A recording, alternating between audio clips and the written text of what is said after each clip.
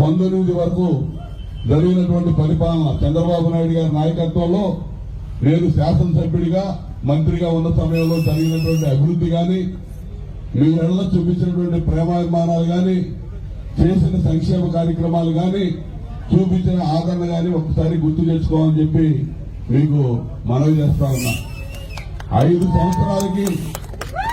సంవత్సరాలు పరిపాలించడానికి మీరు అవకాశం ఇస్తే 2019లో 6 నెలల ముందే మన ప్రాంతం వదిలిపెట్టి పారిపోయిన అభ్యర్థులను మీరు చూశారు. గెలిపించిన వాళ్ళు ఏమయ్యారో తెలియదు. ఇప్పుడు ఎవరొచ్చి ఓట్లు అడగబోతున్నారో తెలియదు.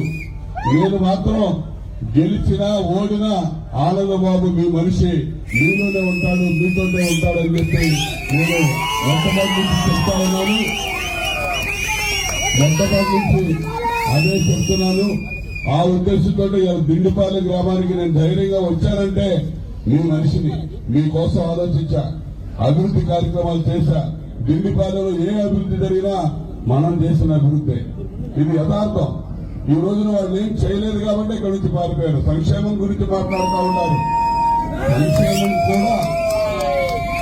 సంక్షేమం కూడా ఒక ఫార్స్. సంక్షేమం అనేది అసలు మొదలుపెట్టిందే తెలుగుదేశం పార్టీ. తెలుగుదేశం పార్టీని చూసి భారతదేశంలో అనేక రాష్ట్రాలు సంక్షేమాన్ని మరి ముందుకు తీసుకెళ్తున్నటువంటి పరిస్థితి ఇప్పుడు కూడా మీరు చూడాలి. సమన్వయకర్త ఇచ్చేశాడు గారు, పవన్ కళ్యాణ్ గారు ఉమ్మడిగా ఈ రోజు మీ ముందుకు అభ్యర్థిగా నన్ను పంపించాడు. మీ గతంలో తోడుగా ఉంది. మీరు ఆలోచన చేయండి. ఈ 5 ఏళ్ల కాలంలో జగన్మోహన్ రెడ్డి పరిపాలనలో మన గ్రామం వరకు ఆలోచన చేయండి. దీన్ని బట్టి రాష్ట్రం ఏ విధంగా ఉందో కూడా మీకు అర్థమైంది. సర్వనాశనమైంది. మన ప్రాంతంలో నిర్మాణంలో ఉన్నటువంటి రాజధానిని నిట్టనిల్లులో చంపేశాడు. భూములు ధరలు పడిపోయినాయి.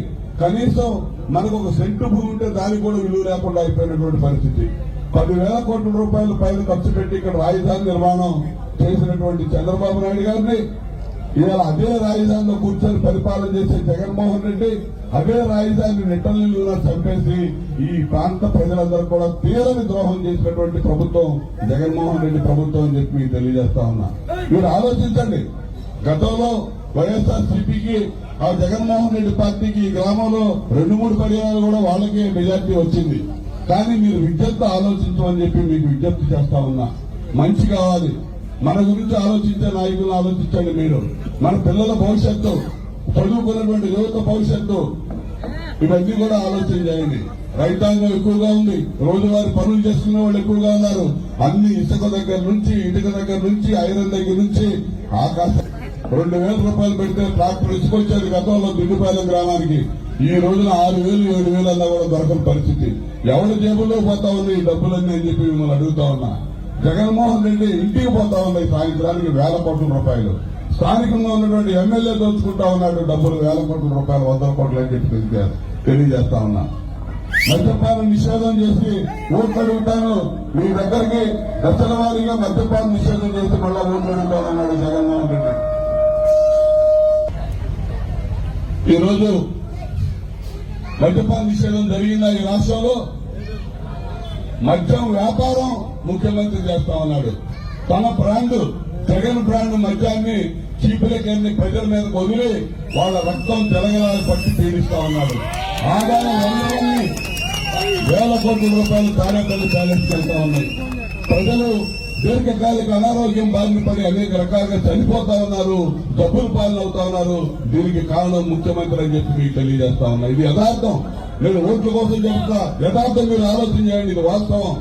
ఈ రోజు రాబోయే రోజుల్లో మరి చంద్రబాబు నాయుడు గారు ఇచ్చినటువంటి సూపర్ 6 కానీ, నిన్న ప్రకటించినటువంటి బీసీ ప్రణాళిక కానీ, రాబోతున్నటువంటి ఎలక్షన్ మేనిఫెస్టో మొత్తం కూడా రేపు 17వ తేదీ ఇవ్వబోతా ఉన్నాం. సంక్షేమం ఎవరబ్బా సొత్తు కాదు. సంక్షేమానికి పేటెంట్ తెలుగుదేశం పార్టీ. ఇవాళ జగన్మోహన్ రెడ్డి ఎన్ని సంక్షేమ కార్యక్రమాలు ఇస్తా ఉన్నాడు, దానికి 4 రెట్లు సంక్షేమం చంద్రబాబు నాయుడు గారు ఇవ్వబోతా ఉన్నాడు. ఇవాళ చెప్తా ఉన్నారు, ఈ రోజు ఇంటికి తిరిగి వాలంటీర్లు చెప్తా ఉన్నారు చంద్రబాబు నాయుడు గారు ఈ సంక్షేమ కార్యక్రమాలు పోతాయని. ఏదో ఈయన బాబు సొమ్మించినట్టు మాట్లాడుతా ఉన్నాడు. 2,000 రూపాయలు పెన్షన్ ఇచ్చింది చంద్రబాబు నాయుడు గారు. 2,000 రూపాయలు పెన్షన్ ఇచ్చింది. 200 రూపాయలు 2,000 పెంచింది చంద్రబాబు నాయుడు గారు.